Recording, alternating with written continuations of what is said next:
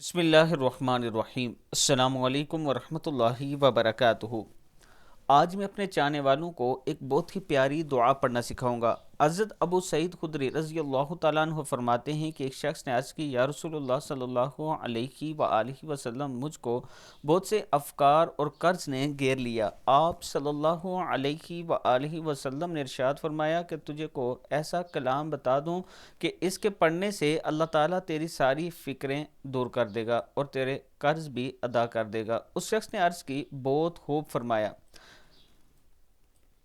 تو رسول اللہ صلی اللہ علیہ وآلہ وسلم نے فرمایا، شام کو یہ پڑھا کریں، اللہم انی اعوذ بک من الہم والحزن واعوذ بک من العجز والکسل واعوذ بک من الجبن والبخل واعوذ بک من غلبۃ الدین وقہر الرجال۔ اللہم انی اعوذ بک من الہم والحزن واعوذ بک من العجز والکسل واعوذ بک من الجبن والبخل واعوذ بک من غلبۃ الدین وقہر الرجال۔